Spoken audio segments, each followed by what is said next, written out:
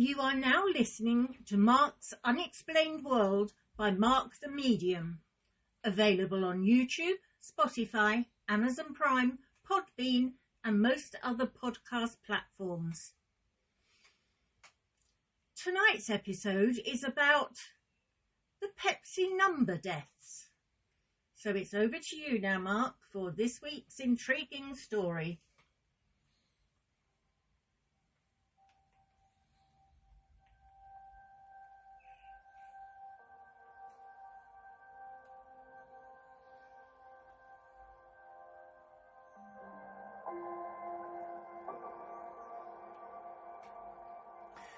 The Pepsi Number deaths, which was also known as the Pepsi Number Fever, as well as the 349 incident, was a promotion that was held by PepsiCo in the Philippines.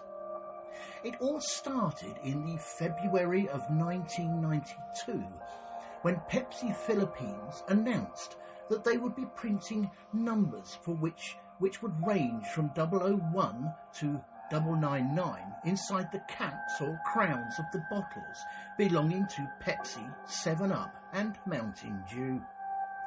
Pepsi actually allocated a total of $2 million for the prizes.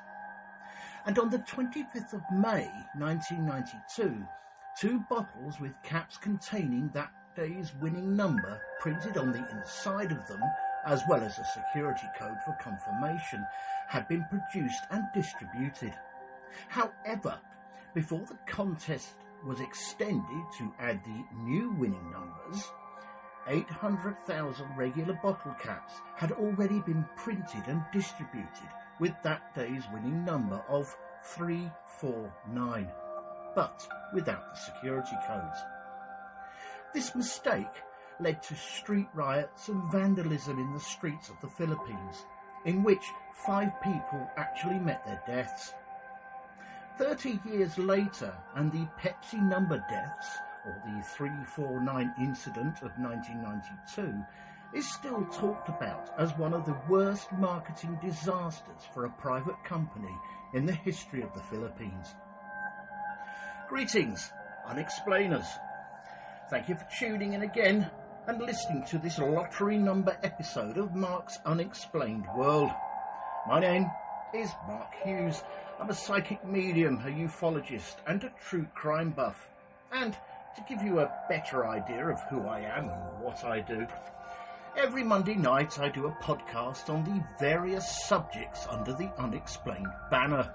These include ufology, hauntings, disasters, and all sorts of paranormal phenomena, including true crime, unsolved crime, and missing people.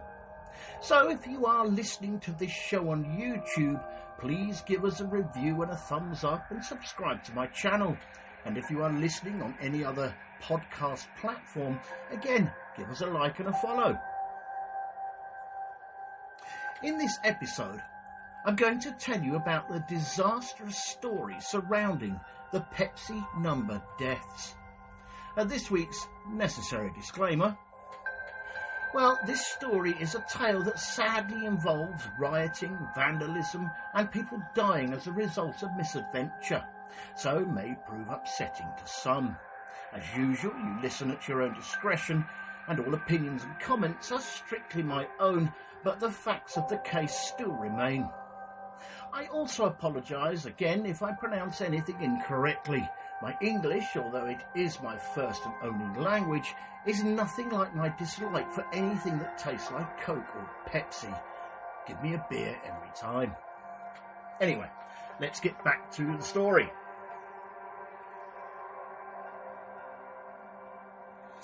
The Philippines, which is officially known as the Republic of the Philippines, is an archipelago country in Southeast Asia, and an archipelago country is another name for an island group, island chain, a collection of islands, or a sea containing a small number of scattered islands. It rests in the western Pacific Ocean, which consists of 7,641 islands, with a total area of 300 square kilometres, which are broadly categorised in three main geographical divisions from north to south. The Philippines is bounded by the South China Sea to the west, the Philippine Sea to the east, and the Celebes Sea to the south, with it being the world's 12th most populous country. The capital of the Philippines is a place called Manila, and its most populated city is Quezon.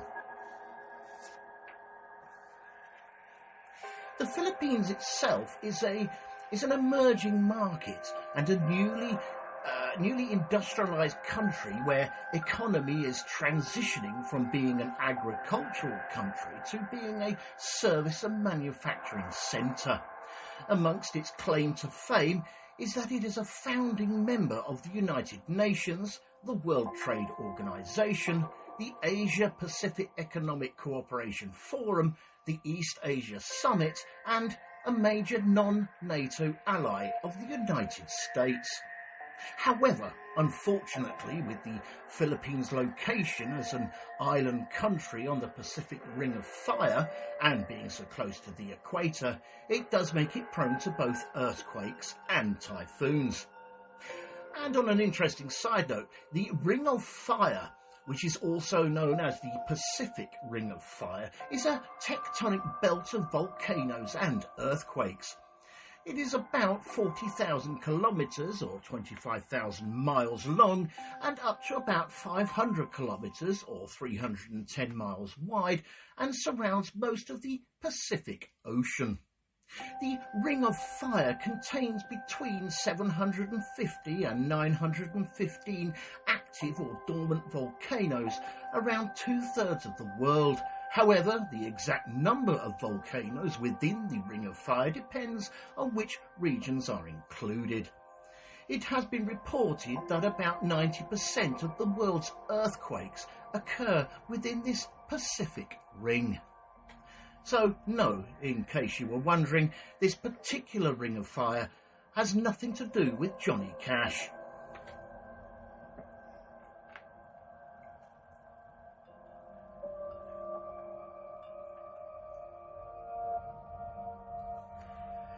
PepsiCo Products Philippines Incorporated is a Philippines-based company which has been engaged in the bottling and distribution of PepsiCo beverages in the Philippines since 1989. On the 16th of October 1946, a former executive of the Pepsi-Cola company, a Mr. John Clarkin, who originally came to the Philippines as a member of the US Air Force during the close of World War II, acquired a franchise to bottle and distribute Pepsi-Cola in the Philippines, establishing the Pepsi-Cola Bottling Company of the Philippines Islands Limited. In the beginning, the company only imported Pepsi-Cola. However, that was all to change, and in 1947, its first bottling plant was established in Quezon City, and after John Clarkin returned to the United States in 1957, Pepsi-Cola International took over the Philippine operations. Fast forward a few years, and in 1983, the Philippine operations became a branch of the PepsiCo New York office and operated for 2 years until 1985. Between the years of 1985 and 1989, the Pepsi-Cola Distributors of the Philippines Incorporated, a franchise, was taken over by a group of Filipino businessmen, Ernest Escala and Eduardo Conjunco Jr. Then in 1989, Pepsi-Cola Products Philippines Incorporated, or the PCPPI for short, was then established as Premier Beverages by the businessman Luis Lorenzo Sr. so he could acquire the bottle and distribution rights to PepsiCo beverages in the Philippines.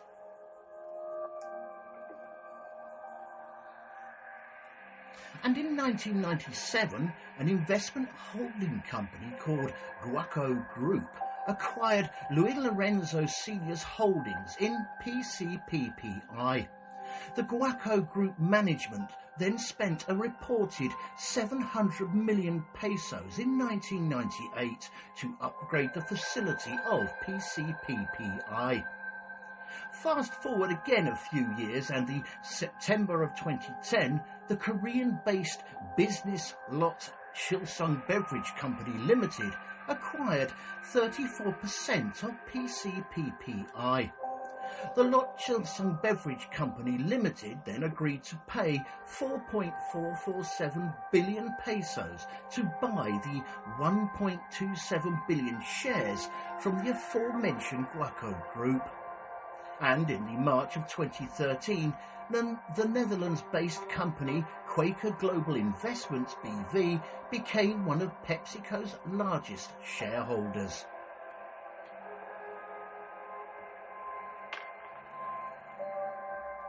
After this first short break, in part 2, we will look at the 349 promotion itself, including how it all started.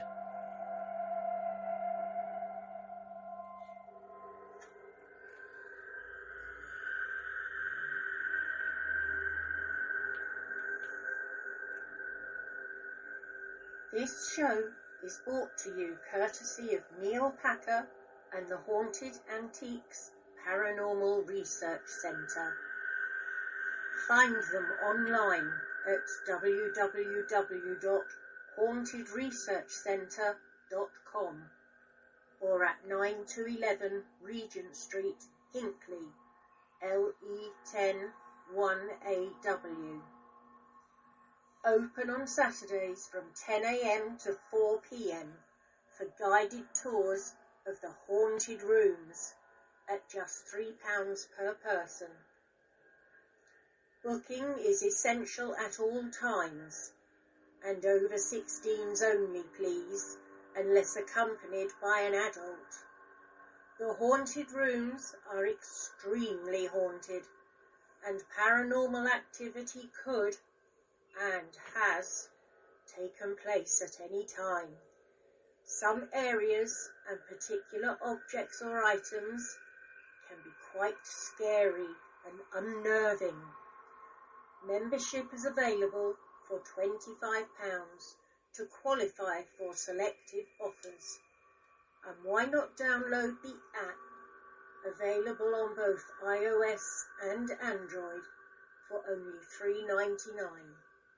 to keep up to date with what is coming up at the centre. Thanks for listening to Mark's Unexplained World. If you are interested in parapsychology, quantum sciences, and true encounters with the other side, you may wish to visit The Weird Walk Home. That's my show on YouTube. Also, stay tuned, because After Dark with Tilly and Mark is creeping your way in June. Additionally, if you are interested in weird sciences, you may like to purchase my brand new book on Amazon. That would be Weird Time by Tim R. Swartz. It features lots of strange explanations and encounters with time from myself and other notable names like Lon Strickler and more. Thanks for listening.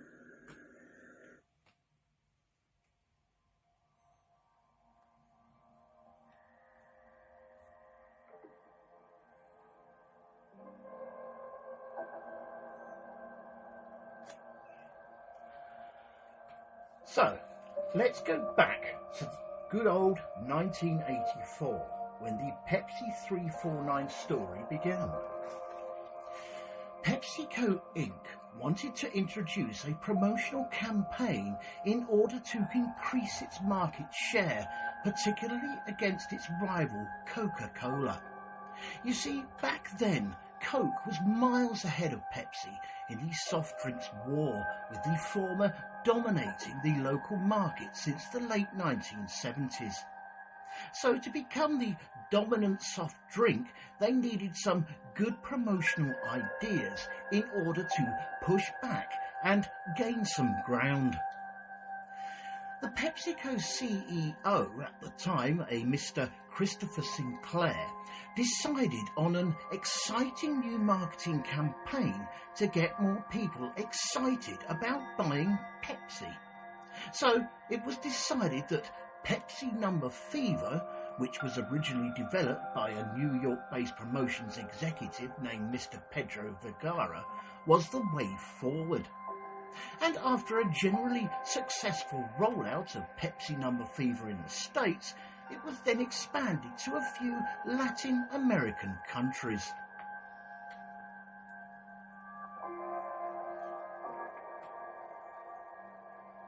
Fast forward a few years, and on the 15th of January 1992, Pepsi-Cola Products Philippines Incorporated, or PCPPI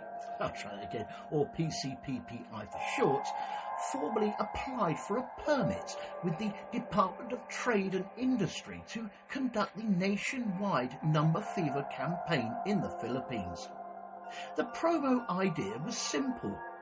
Buyers of the Pepsi-Cola products like Pepsi, 7-Up, Mirinda and Mountain Dew could take home the amount printed underneath the bottle caps or crowns if the corresponding 3-digit number matches with the one Pepsi announces as the winning number for that day, with the amounts ranging from as little as 100 pesos to as much as 1 million pesos.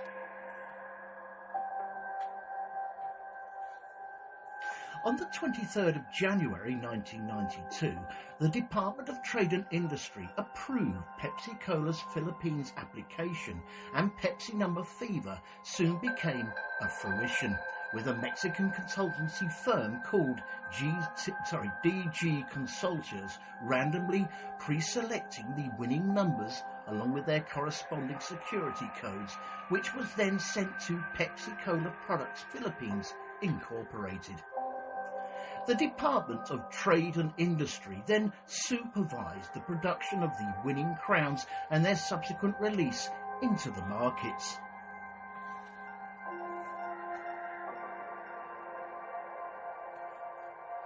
In the February of 1992, the promotional campaign proved to be an instant success, with huge amounts of people beginning to buy Pepsi products, keeping the caps and the crowns, and then waiting for the nightly announcement of winners on ABS-CBN's TV Patrol newscast. On a short interesting side note, TV Patrol Newscast is a Philippine television news broadcasting show aired by the ABS-CBN Kapamilya channel along with the various other stations. I think I pronounced that right. The channel premiered on the 2nd of March in 1987 and is the longest running Filipino language news broadcasting show. The introduction of the international broadcasts in 1989 to the Pacific islands of Guam and Saipan, TV Patrol became the first Philippine newscast and program to be broadcast overseas.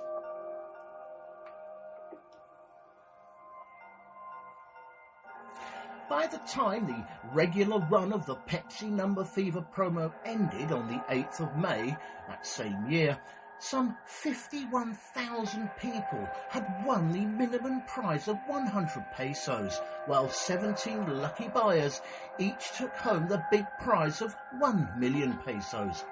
And various news reports claimed that Pepsi's monthly sales had increased from $10 million to $14 million, and its market share rose from 19.4% to 24.9% throughout the duration of the promotion. Pepsi-Cola Products Philippines Incorporated even claimed that nearly half of the country's, meaning the Philippines of course, 65 million population at the time was either aware of or had participated in the PepsiCo Number Fever campaign. It was even popular enough for the Pepsi's chief rival at Coca-Cola, President Jesus Calderon, to say that he was, and I quote, concerned.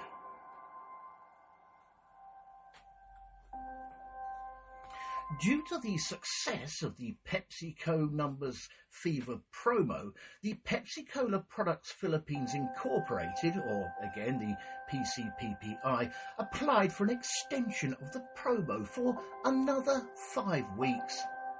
So, a second list of randomly pre-selected winning numbers was kept in a safety deposit box at the United Coconut Planters Bank, or the UCPB for short, Aguirre branch, and just as before, 2 keys were held by 2 different people in order to open it. One person from Pepsi-Cola Product Philippines Incorporated and the other person from the Department of Trade and Industry.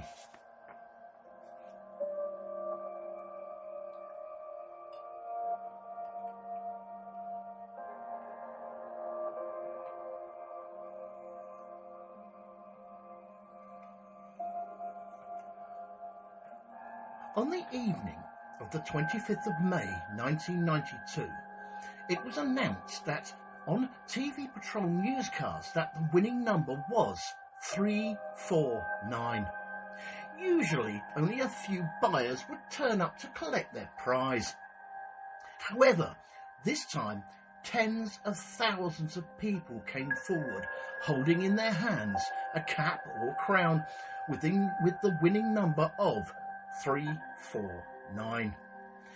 And as it turned out, all in all, Pepsi-Cola Products Philippines Incorporated had reportedly manufactured between 600,000 to as many as 800,000 caps and crowns bearing the winning numbers of, you guessed it, all say it together now, 349. For Pepsi-Cola Philippines, this was clearly a mistake, or to put it in layman's terms, a huge cock-up. To give you an example of how much of a monumental cock-up this was, if PepsiCo Philippines was to go ahead and pay all the people who had the winning bottle cap number of 349, they would reportedly have had to shell out as much as $32 billion, which they just simply couldn't afford to do. And so, after an emergency meeting and heaps of black coffee at 3 o'clock in the morning, the Pepsi-Cola Products Philippines executive said that there had been a computer error concerning the printing of the winning numbers, with a Bloomberg report claiming that the company initially tried to change the winning number to 134, which, and just to add to the confusion, was the number that the newspapers reported the next day. Confused?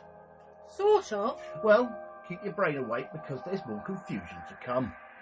You see, on the 28th of May, 3 days after the winning numbers announcement, and after a careful review of the process, Pepsi-Cola Products Philippines Incorporated announced that 349 was indeed the winning number. However, it would only honour or pay out any prize money to those bottle caps or crowns that had the matching security codes.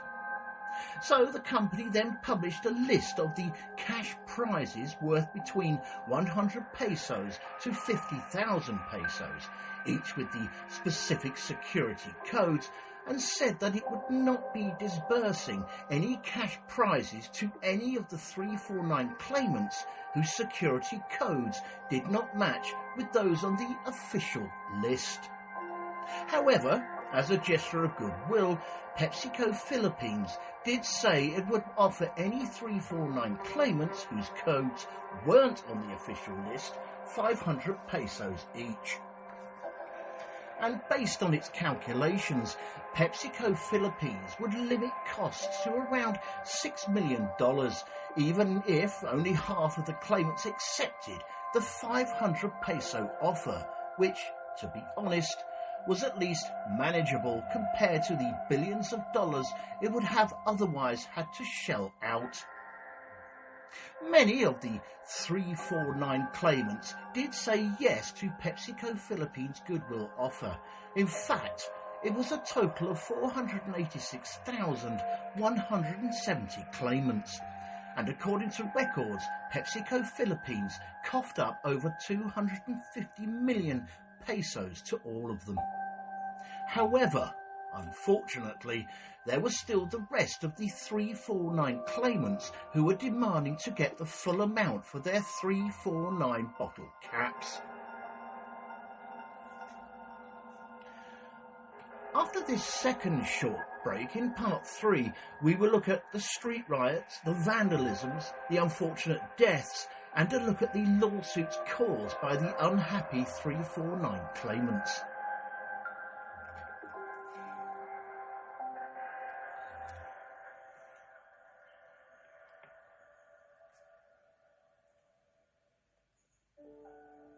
Fright Nights was established in 1999 as the first company in the world to offer overnight ghost hunt experiences to the general public, pioneering paranormal events since the last century.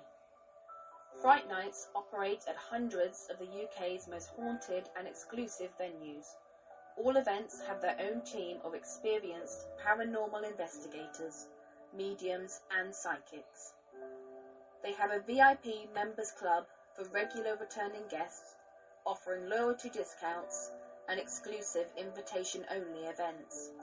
They can also host private events for your family and friends. You can contact them on 07 852 998 628 or email them at office@frightnights.co.uk, or take a look at their website at www.frightnights.co.uk, where you can see the many locations they investigate and learn about them and the opportunities they have available. Hundreds of ghost hunters join Fright Nights every month for the most thrilling ghost hunting experiences they'll never forget. If you haven't been on a ghost hunt before, then why not join them to see what it's all about? Why not visit their social media sites for up-to-date information on all the places they visit and to see what's coming up in the future? They look forward to seeing you all soon. Fright Nights Ghost Hunting Events. Remember, only the original will do.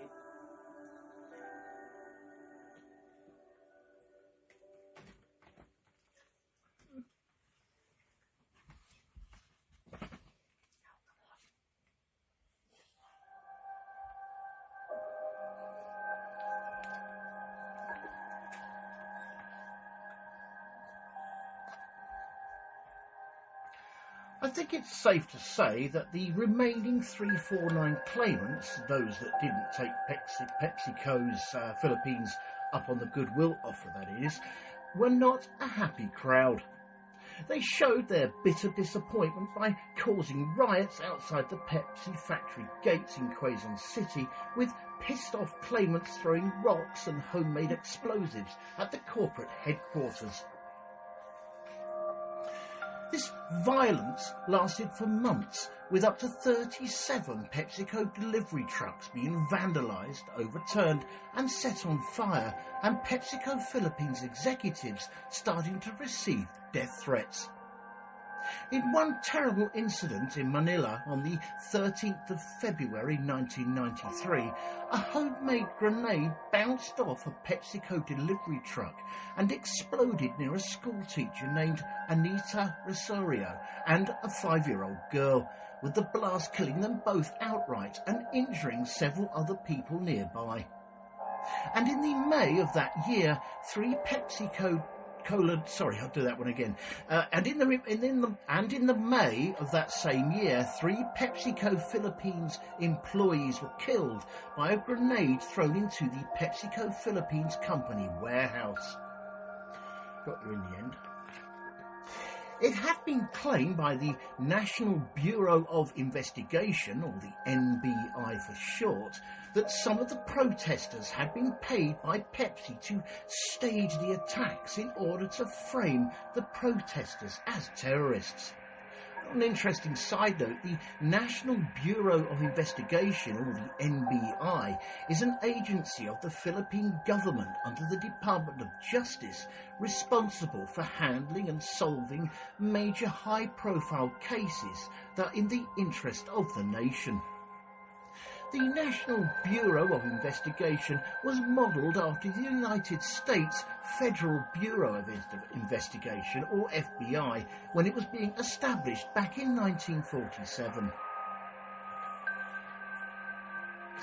The then Senator Gloria Macapagal Arroyo, who ended up being the 14th President of the Philippines in 2001 to 2010, suggested that the 349 claimant attacks were being perpetrated by rival bottlers attempting to take advantage of PepsiCo Products Philippines' vulnerability.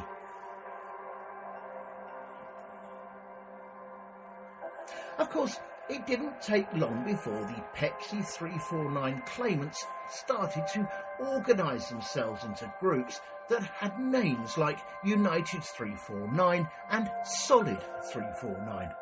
One of the most prominent groups, however, was called Coalition 349, with this particular group being led by a man named Vicente Del Fierro Jr. Who's he then? I hear you ask. Well, Vicente Del Fierro Jr. was a man who had originally scoffed at the PepsiCo promotional campaign, calling it, and I quote, "a social disease that nurtures the gambling instincts in our children." However, after his daughter said that she herself held one of these 349 bottle caps, he suddenly became an advocate for the movement to make PepsiCo Philippines pay.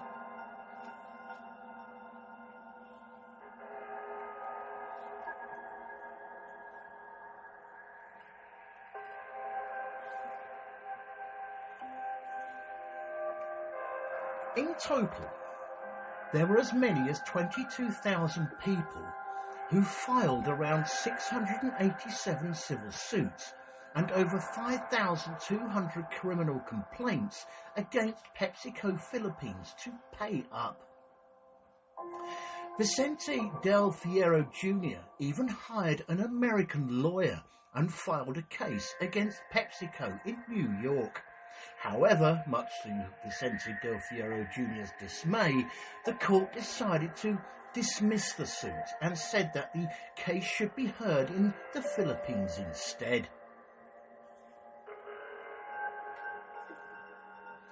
In the November of 1992, one of the lawsuits in the Philippines by a group called Ugnayan 349 filed a demand letter to Pepsi with the Quezon City RTC.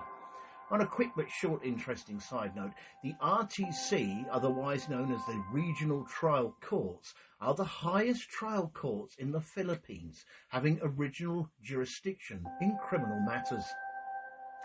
Jump forward 4 years to 1996, and the Regional Trial Courts rendered a judgment that said the plaintiffs, and I quote, "were not entitled to their crowns," but ordered the PepsiCo Product Philippines Incorporated to pay each of them 10,000 pesos as moral damages.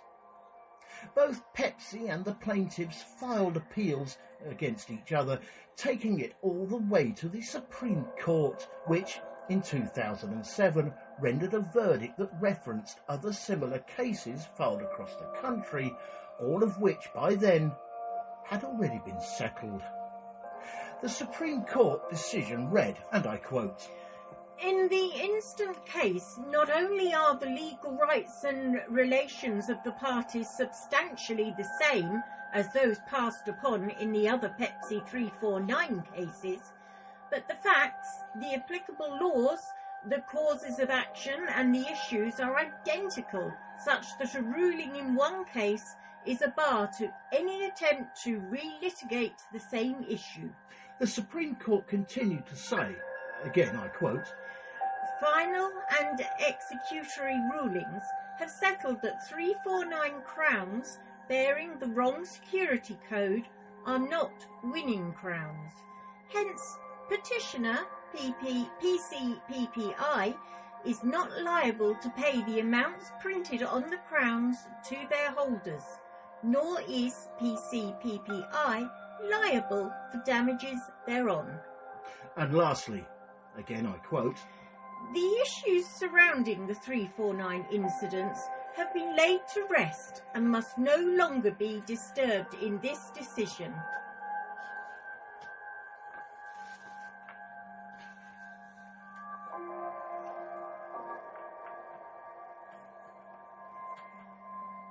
In the immediate aftermath of the 349 incident, sales of Pepsi products in the Philippines plunged down to 17% of the total market share.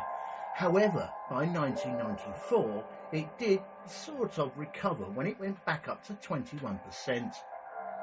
And even though the PepsiCo 349 incident was nearly 30 years ago, it will probably always go down as one of the worst marketing disasters for a private company in the history of the Philippines.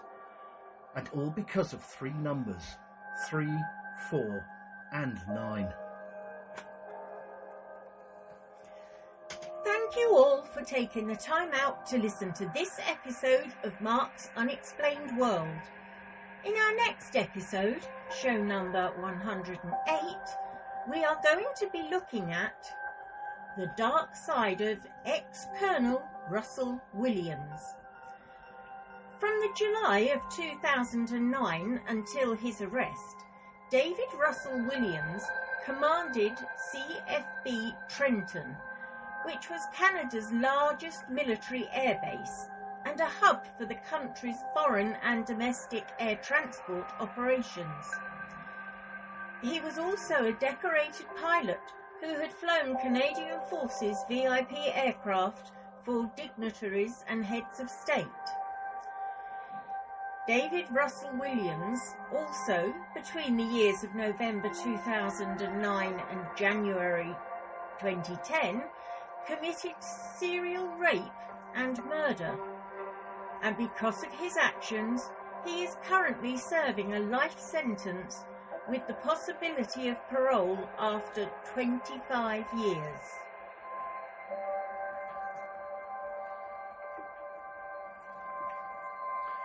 This show was written and researched by myself, Mark Hughes, and proofread and edited by Linda Hughes. The pronunciations of the names of places, though, was all mine. The actors in this episode were Mark Hughes, Linda Hughes, Denise Poolar, and Tilly Treadwell from the Weird Walk Home podcast. With a special thanks to Neil Packer and the staff at the Haunted Antiques Paranormal Research Centre in Hinckley, and a big thank you to everyone for listening. We never run out of ideas here at the office for Mark's Unexplained World podcast, but if you know of any other intriguing stories under the Unexplained banner, including ufology, hauntings, disasters, and any other sort of paranormal phenomena, including true crime, unsolved crime and missing people, just drop me a direct message and I'll see what I can do. I will also include the name of the person who suggested the idea in the end credits of the podcast. And again, just to add, if you are listening to this show on YouTube, please give us a review and a thumbs up and subscribe to my channel. And if you are listening on any of the podcast platforms, again, give us a like and a follow. I thank you in advance. Mark's Unexplained World, because there's more to the paranormal than meets the third eye. And remember, guys, keep it real, because being real is better than being perfect. This show and all its contents are covered by basic copyright of Mark the Medium.